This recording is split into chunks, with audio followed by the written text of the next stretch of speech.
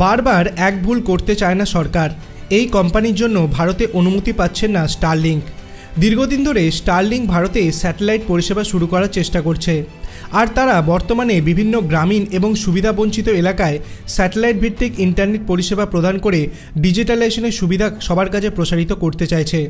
তবে এর আগে এই মার্কিন ভিত্তিক কোম্পানি স্টারলিংকের কাছে ভারত সরকার জানতে চেয়েছে যে এই সংস্থার সাথে আর কোন কোন বিদেশি সংস্থার অংশীদারিত্ব আছে, কারণ চীনের মতো দেশের কোনো সংস্থার সাথে অংশীদারিত্ব হয়ে থাকলে তারা সহজে ভারতীয় ব্যবহারকারীদের সংরক্ষিত ডেটা অ্যাক্সেস করতে সক্ষম হবে।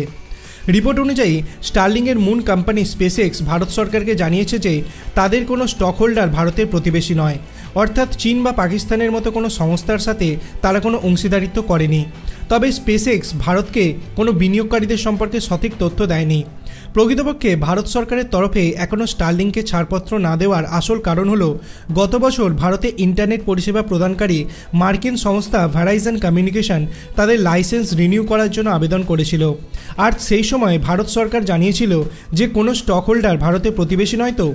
কিন্তু পরে এই তথ্যটি মিথ্যা বলে প্রমাণিত হয়, আর এই কারণেই মার্কিন সংস্থাগুলিকে ভারত সরকার যে বিবৃতি দেয় সেগুলি সত্য বা মিথ্যা কিনা সে বিষয়ে একটি বড় প্রশ্ন থেকে যায়। যদিও প্রত্যন্ত এলাকায় পরিষেবা পৌঁছে দেওয়ার কাজে স্টারলিংকের জুডিমেরা ভার, তবু উপরিক্ত কারণেই ভারত সরকারের তরফ থেকে স্যাটেলাইট কমিউনিকেশন সংস্থাটিকে লাইসেন্স পেতে দীর্ঘ সময় অপেক্ষা করতে হচ্ছে।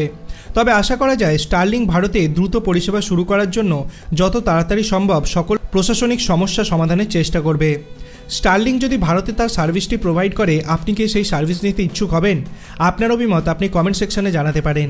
ভিডিওটি ভালো লাগলে লাইক করবেন, চ্যানেলটিকে সাবস্ক্রাইব করতে ভুলবেন না। ধন্যবাদ।